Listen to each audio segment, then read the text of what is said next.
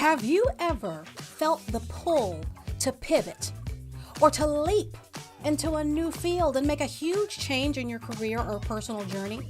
Well, today I have two guests for you that have done exactly that.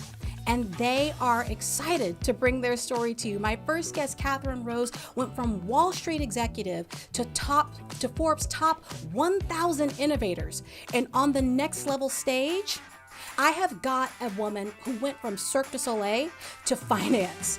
You won't want to miss any of their stories and insight. All this and more coming up for you next on the Business Breakout. Get up on your feet, this is a shakedown. Order up that beat just like it's takeout. Show me you got soul inside those new shoes. And you can rock and roll with an attitude so good, so fresh, just the way you like it. Oh my goodness, hello, we are back for the Business Breakout, and I am so pumped with the guests that I have for you today. It's going to be absolutely amazing. And hey, if this is your first time meeting me, I'm Ella Glasgow. I am your host and the Director of Funability at Beyond Virtual Events, where we help businesses large and small create an impactful virtual experience. And this happens to be the virtual event that I produce live in Zoom every single first and third Wednesday of the month. And you know what? I am not here alone. My guests are here waiting and ready to go. Wave and say hi, everybody.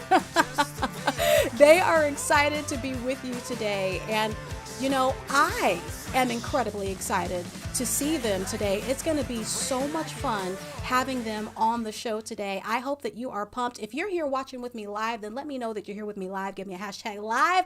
If you're watching in the replay, then give a hashtag replay. And if you have any questions for the guests or anything that you want to pump up about them, then let us know that too. It's going to be awesome.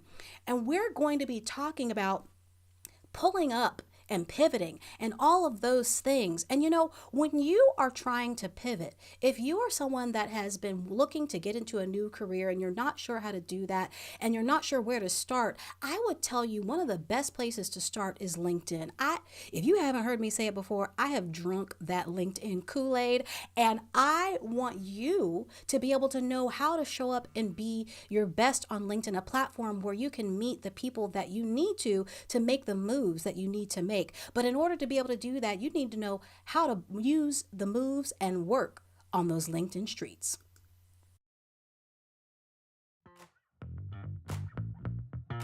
Hi, I'm Michelle, and here's your LinkedIn tip in 30 seconds. Are you making the best first impression on LinkedIn? What I mean is your LinkedIn profile picture visible to everyone? So many of us don't realize it, but we have it set wrong. So let's check that out today for you. Head to your LinkedIn profile page, click on your profile picture, and see what it says.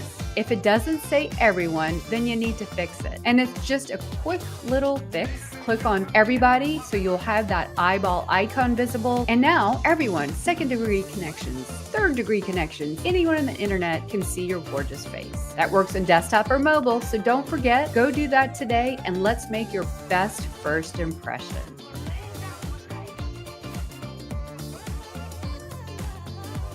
Yeah, making your best first impression on LinkedIn by making sure that we can actually see your profile photo is very, very important. And if you saw our LinkedIn expert from last week, he talked about another way that you can make sure that people can see your profile photo. And if you haven't seen that, go ahead and check out last month's episode with Andy Foote. He is your reassuringly expensive LinkedIn coach.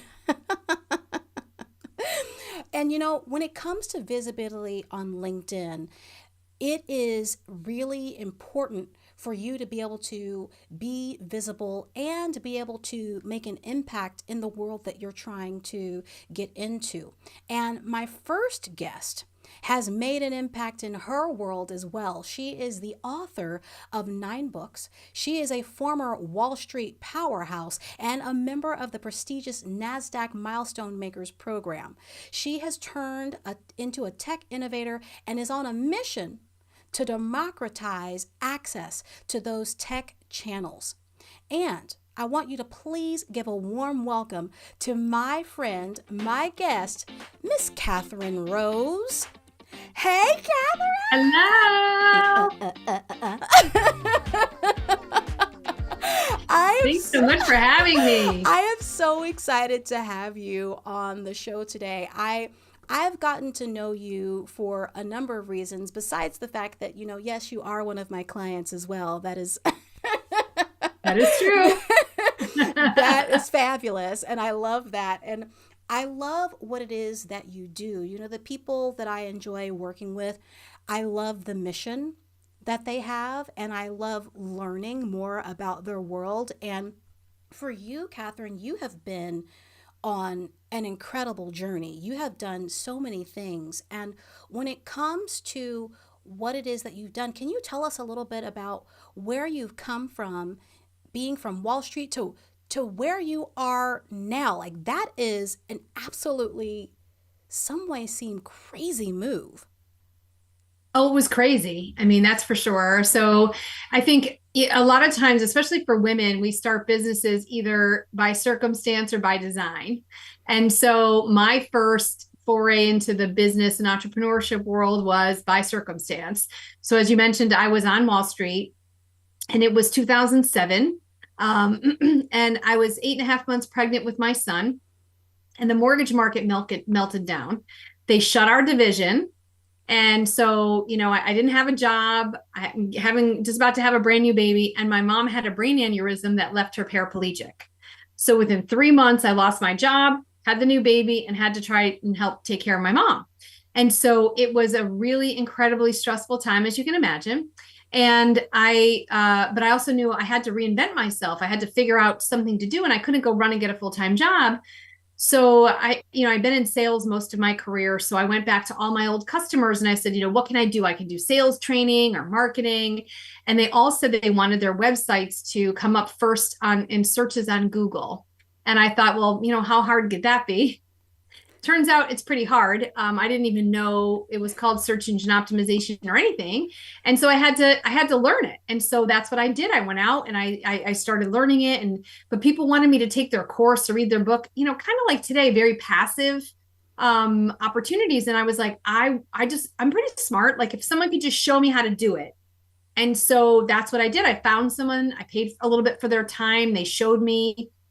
And within 2 weeks, I got my very first paying client. And I kind of parlayed that into my next career, which in a lot of ways planted the seed for what I'm doing now. Yeah, I love that. And what you're doing now is so incredible because you're on a mission to democratize access. Can you tell us a little bit about what that means for those that are not necessarily familiar with the world of channels?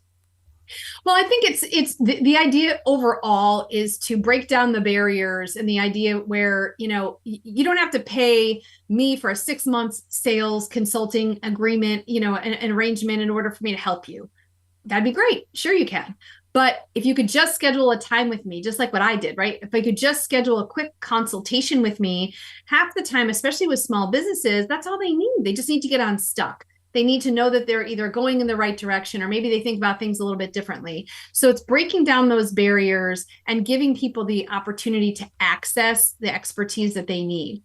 And so I started an expert advice network called GetWise. And that's really targeted at small businesses and startups, where you could just get that quick, practical, tactical advice, with an expert.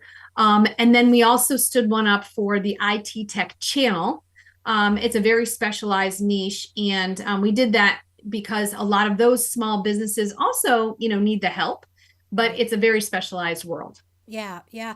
You said something key because in the world that I come from, which happens to be, there are many worlds that I come from, as we all do, right? One of the worlds that I come from happens to be the world of coaching. And in that world, for a very long time, it has been, well, you need to sign up with me for like 7.5 years, and then I will slowly drip out the information to you. And it's it's really important what you said regarding that, because it's true. And I have been one of those entrepreneurs that have been like, I don't need 6 months of you. I just need the step. right now. Let me have the step that I need to do, and I can probably let me go with that until I feel I want more from you.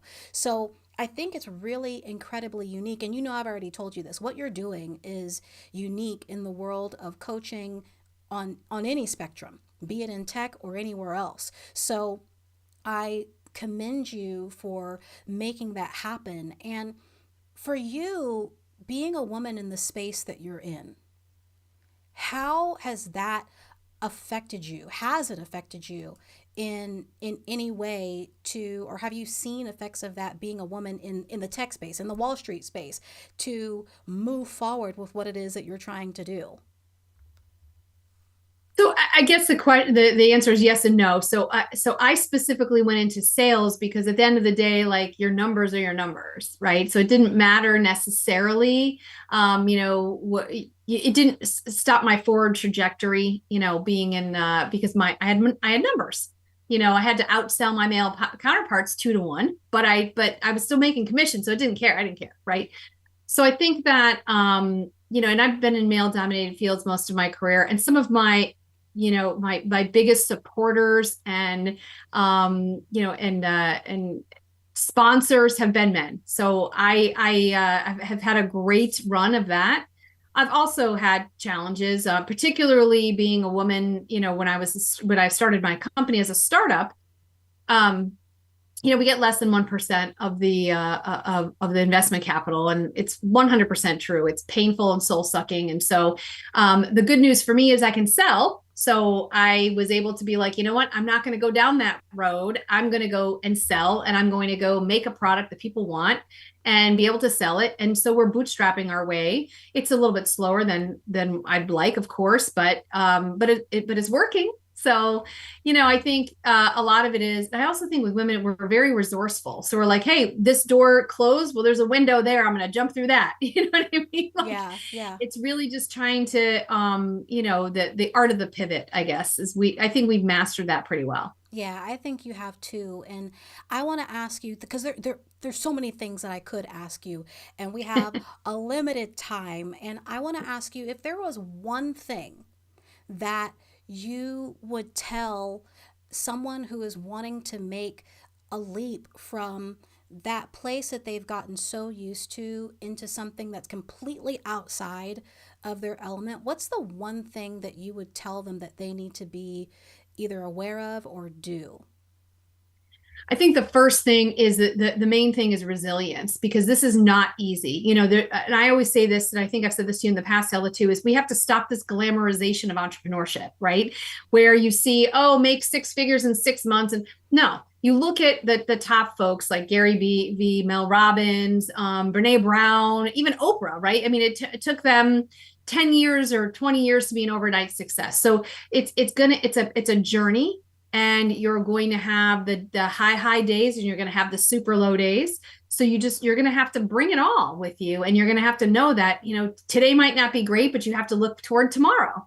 And it is this journey is not for everybody, but I would say that you need to bring that resilience with you. Yeah, for sure. Resilience is absolutely key in this world, especially if you're coming from that place where you are used to being in an organization that gives you the rules and things to do, and now you're the one that's making the rules. Yeah. Yeah. Well, I always joke and I say it's all fine and wonderful until someone has to order the toilet paper and paper towels, and that someone is you. Right.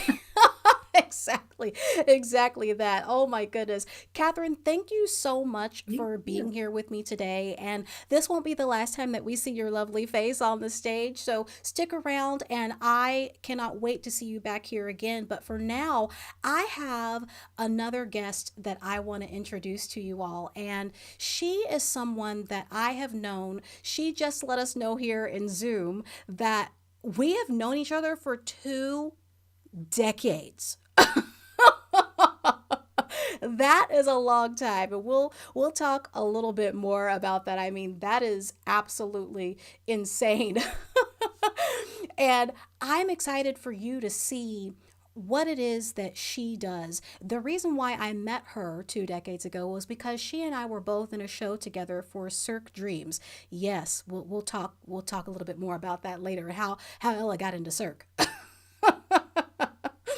But this particular guest, she has been absolutely amazing. She's traveled around the world in the world of Cirque as a featured performer, including Cirque du Soleil, and she's performed on America's Got Talent. Please welcome to the next level stage, Miss Suvda Ganbatar.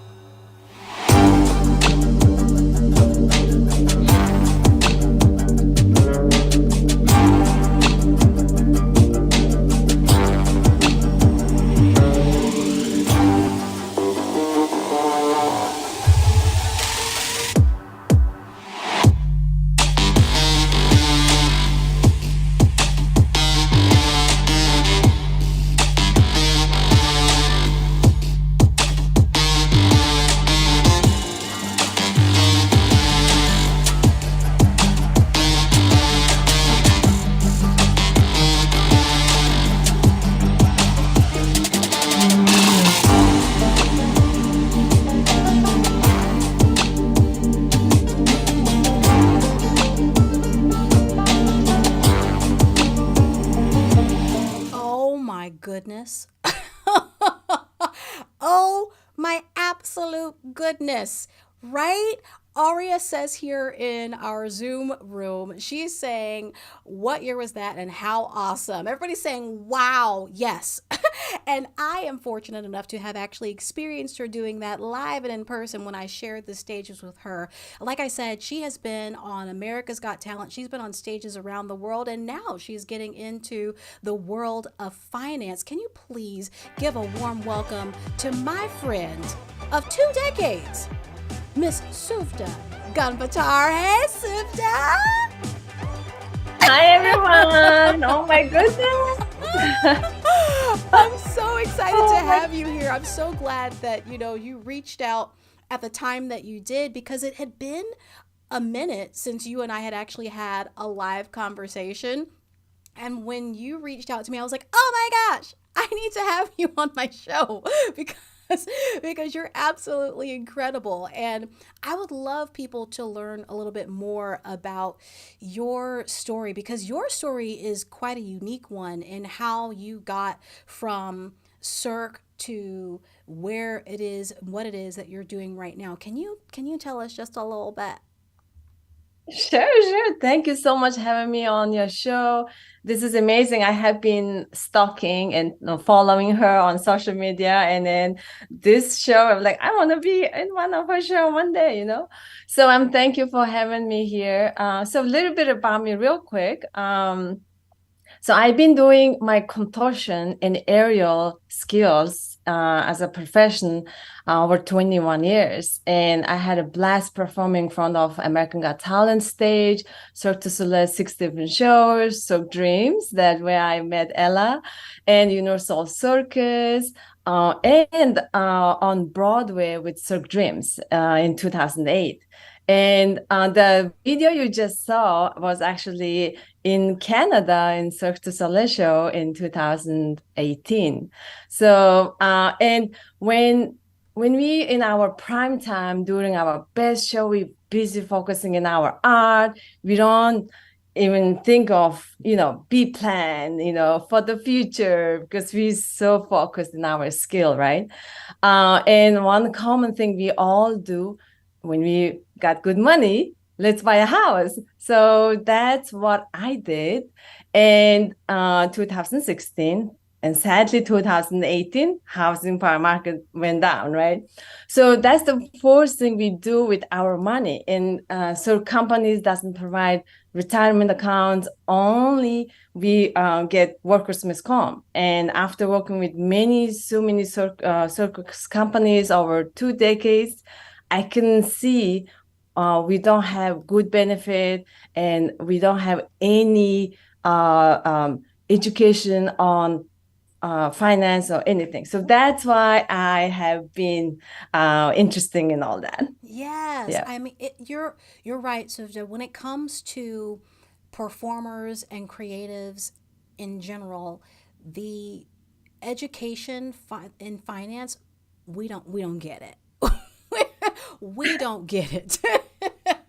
And it's incredibly important what it is that you're doing right now. And, Sivda mentioned that, we both mentioned that she and I met in Cirque Dreams. And I will let you know, I was not contorting that way. I was there singing songs and gracefully walking across the stage. I was not. I did learn to balance a pole on my finger for 2.7 seconds. So but I was not doing the things that Suvta was doing. And, she mentioned something else really important, that when we are in creative careers, we often don't think about what are we going to do maybe after that career is done. Because for artists like Suvta, who do incredible things with their bodies, while there are still things that she can do, and yes, she still does contort, that may not be lasting into her 80s and 90s. I don't know. Maybe that is what she wants to do, but I happen to know that that's not what she's going to be continuing to do in the years to come, because it's conversations that we've had. And she's been thinking about that for other young artists that need to understand how to use their money wisely. And I know, Sivda, you're on a mission to really help young artists to get an understanding of finance and get that education, similar to what Catherine is doing in breaking down the doors to access when it comes to financial education. So I know you mentioned that you bought the house in 2016 and you did the things with your money, but what was that turning point for you specifically that had you realizing that you really needed to learn a lot more about money? Wow, thank you for asking. So let me just go back a little bit. Very young age, I lost my father, and quickly I became the main breadwinner. My family was depending on my income, and because of that, I desired to learn how can I have my hard-earned money could work for me, right? Thankfully, my prayers were answered 2 years ago, and my friend Dara, actually, who is in here, she invited me during the COVID a great business opportunity. So she introduced me to a financial company, and I knew I had to seize the moment. And I really loved the company crusade, no family left behind. And I decided to spread the good news to my community. Now I have a mission. Since we talk about mission, no artist left behind. I give you an example of incident I had back in 2006. I got injured pretty bad, and I was off the show for one whole year. So only workers' miscom insured, and did save my income about 65%. But so it was hard time mentally and physically and financially. So now, because of these experience I'm having had, I have passionately wanted to help my artist family, especially artists. And I'm going to Vegas. I'm going to give a big speech for the Mongolian Contortion Convention. So I'm excited about that as well. Yeah. I see Catherine in the Zoom room here is asking whether or not you're Mongolian. So I hope that answers your question, Catherine. Yes, she is Mongolian. And that, you said something really, really key, that injury, the unexpected injury. And the thing is that as creatives and those of us that use our bodies for our art, we know that injuries are going to happen, but for you to take the time to think about what you're going to do when that happens, when you cannot work. Because when those injuries happen, sometimes they're injuries that we, maybe naively work through. When we really shouldn't. I personally have done that. I get it. For the fear of what are we going to do because the income is gone, right? But when we have that financial education that you're talking about, Suvda, we don't really have to worry if the injuries come, because we know that we'll be taken care of because we've set ourselves up properly.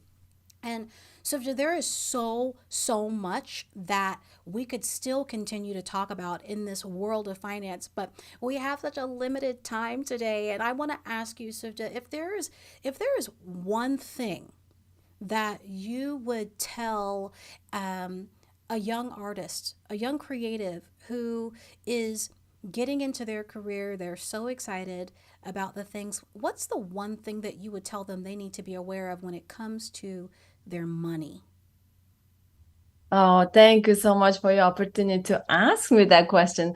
So tomorrow is never promised, right? But we can protect our future and our loved ones with the right financial planning, just like you say.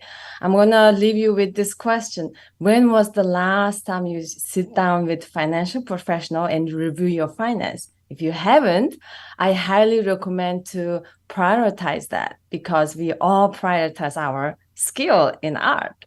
So feel free to connect me and contact me. And thank you so much for having me here, lovely Ella. And so honored to be sharing the stage with Catherine Rose. Amazing. And I can't wait to connect with you guys LinkedIn. Yeah, So thank you. yeah. Catherine, oh my gosh. Sifta, yes, that's absolutely incredible. It's so important to take the time to get in touch with someone who can help you to really understand your finances so that you're not left in a lurch when things happen. And here inside the Zoom room, Aria is saying many careers depend on physical strength, like chiropractors, massage therapists, and even hairdressers having a foot and hand problems after 30 years cutting hair and being on their feet. It's true. It's very, very true. And the information to be able to connect with Suvda is going to be in the description after we're done with the show, so that if it's somebody that you want to connect with, have a conversation with somebody who understands where you are, because she's a creative and an artist just like you, then definitely get in touch with her. And I see we've got, hey, Stephanie. Hey, Stephanie. Very, very cool to see you. Thank you so much for being here. I know that that you agree with what we're talking about here today, so that's awesome to hear. Thanks for being with us live, and we have had such an incredible time. I told you, if you haven't met me before, if this is your first time watching the Business Breakout, being a part of the Business Breakout, we get in, we get out, and we go on about our day. I'm going to give you all the good stuff, and then we're going to get back to work, because this is just a break from your workday. And if you've been hearing me talk about the fact that there are people here with me inside of Zoom, and you're wondering, well, how do I want to be in Zoom? How do I be a part of what's going on backstage? Then just definitely look for the link to be able to register for the next event, which happens to be on October 18th. We do this bi-monthly on the first and third Wednesdays of every month, giving you the opportunity to see what it's like to be backstage and be in a live event run by yours truly. I have so enjoyed having both my guests on today. I'm going to bring them back up. Hey, Catherine and Sufta. It was so great having both of you on today. I'm so glad that you were able to be here.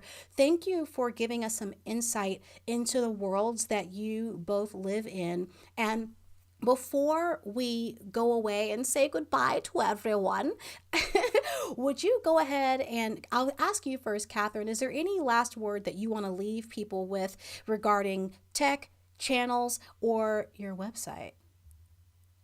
Well, obviously, you can get in touch with me on LinkedIn, and getwiseconnect.com is where we are for the small businesses and startups, and channelwise.com is where we are at for the IT channel. So thank you so much for having me today. I appreciate it.